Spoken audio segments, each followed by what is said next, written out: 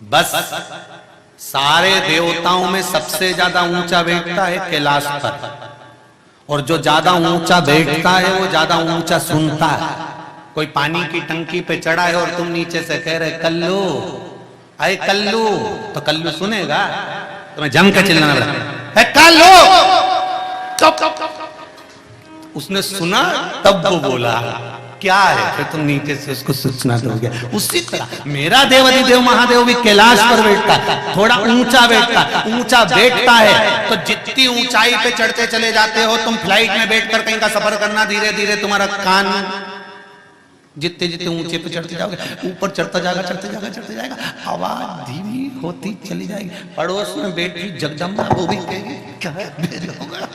तो जितने ऊपर चले जाते हैं तुम, ऊंचाई की ओर, कैलाश की ओर बढ़ते बढ़ते बढ़ते आवाज गायब हो जाती है। तो शिव को ऊंचा से, इसलिए शंकर भगवान के जितने भक्त तुमने उज्जैन में देखे होंगे, महाकाल बाबा के दर्शन करने आते होंगे या ओमकारेश्वर जाते होंगे, जिस भी शिव मंदिर में, तुम्हारे इंदौर के मंदिर में देख लेना, तुम जहां जहां से आए हो वहां के मंदिर में देख लेना, जितने शंकर जी के भक्त मिलेंगे सवाड़े तेड़े, जैसे शंकर जी के सामने जाएंगे चिल्ला देंगे, कब चिल्लाएंगे भरोसा भी नहीं।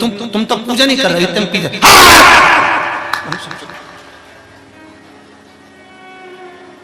इनका तो भरोसा थोड़ी ना, कहां चिल्ला, ये तो सब रुद्रगण है शंकर भगवान का, तो इनकी मस्ती अलग है। श्री शिवाय, अजी जम के बोलो जरा, श्री शिवाय। शिव महापुराण में जब जब ये मंत्र आए, बोलने के बाद अपने दिल की बात बाबा से भी कहते जाना, श्री शिवाय नमस्ते। चित्तवृत्ति उसको छोड़,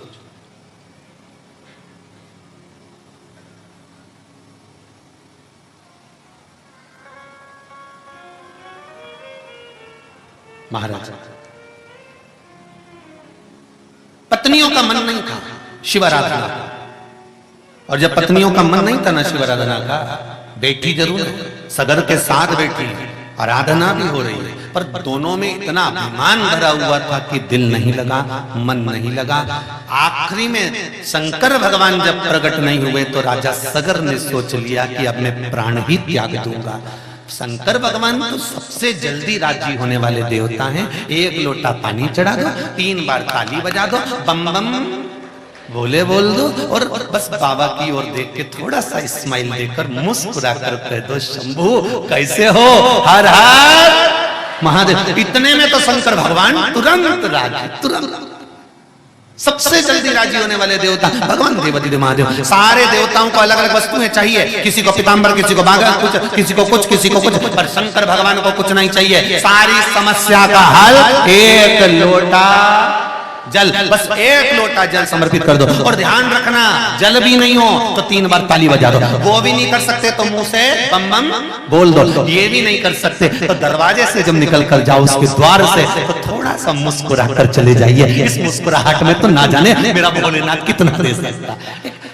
एक जरा सी मुस्कुराहट तो मोबाइल दिला देती है नया। एक जरा सी मुस्कुराहट, बस वो मुस्काए, और इतने में तो ये घायल हो गया और इन्हें कह दिया बस मोबाइल, तो उन्हें दिला दिया।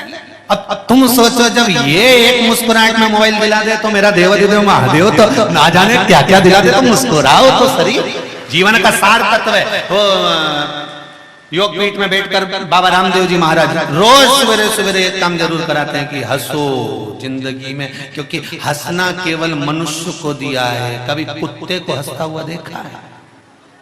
चींटी को? कभी झिंगुर मुस्कुराया? जुआ नहीं, कभी जुआ हंसा हो, झिंगुर मुस्कुराया हो, कभी खटमल के देखिए आदमी ने स्माइल दी है, तो ऐसा हो जाए तो ये स्माइल जो है ना, ये प्रसन्नता जो है ना, ये मुस्कुराहट जो है ना, ये हंसी जो है ना, ये किसी को नहीं दी मेरे देवाधिदेव महादेव ने। अगर मुस्कुराहट दी है तो केवल मनुष्य को दी है कि मुस्कुरा लो, दुनिया का सारा काम हो जाएगा। आप मुस्कुराओ तो शरीर, पर वो ही नहीं हो महाराज। मुसद्दीलाल जैसा मुंडा मुस्कुरा। सास क्या चाहती है बहू से? बोलो जी जी जितनी बैठी है, जितनी डोकरियन बैठी है ना, जी जी की यहाँ बहू आ गई, अभी हमारी तो नहीं आई परंतु तुम्हारी। सास क्या चाहती है बहू से? सास बहू को रकम देती है, कपड़े दिलाती है, सामान दिलाती है, अच्छी से अच्छी शादी करती है, बेटी बनाकर घर में लेकर आती है। क्या चाहती है सास बहू से? केवल एक बात चाहती है कि तेरे चेहरे पर प्रसन्नता रख, मुस्कुरा, अच्छे से रहे। पर वो एक ही काम नहीं कर पाती है, बस जब रेनी तो तब एसी रहे जैसे एक पारा बढ़ा रहे। अभी चाहिए क्या इसको? केवल मुस्कुरा। बाप को बेटे से क्या चाहिए? एक पिता बेटे से क्या कामना करता है? बाप बेटे से केवल एक कामना करता है कि जितनी नम्रता तेरे पिता में है, बस वाणी में उतनी नम्रता लेकर आ जा, किसी से अड़ा टेढ़ा मत बोल। और बेटा जरा जरा सी देर में क्रोध करता, जरा जरा सी देर में गुस्सा करता है। मैं बोल रहा हूं ना, बस मैंने बोल दिया ना, बस मैं बोल रहा हूं ना, बस मैंने नहीं। बाप जैसी, पिता जैसी नम्रता पुत्र में होना।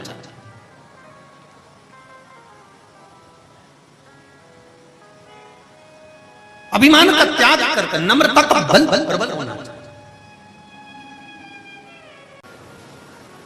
पहले भी कथा में काज फिर कह रहे हैं, जितने भी लोग कथा सुन रहे हैं बड़े ध्यान से सुनना।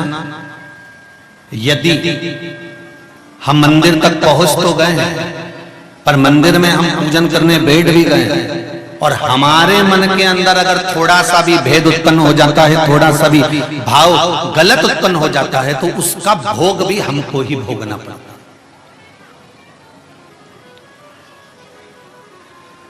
महाराज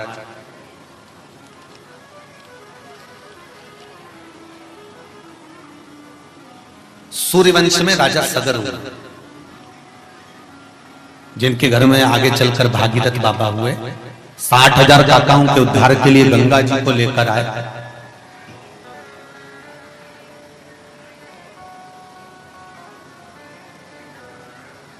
राजा सगर के यहां संतान नहीं थी। जब राजा सगर के यहां संतान नहीं हुई, तब राजा सगर ने देवऋषि नारद के पास जाकर एक प्रश्न खड़ा किया। महाराज, मेरे यहां औलाद नहीं है, मेरे यहां संतान नहीं, कुछ आप कृपा करें तो मेरे यहां संतान उत्पन्न। तो कहा, अगर आपके यहां संतान नहीं है और संतान की कामना आप कर रहे हैं, तो देवाधिदेव महादेव की आराधना करिए। तुरंत सगर अपनी दोनों धर्म पत्नी को लेकर पहुंच गए कैलाश में।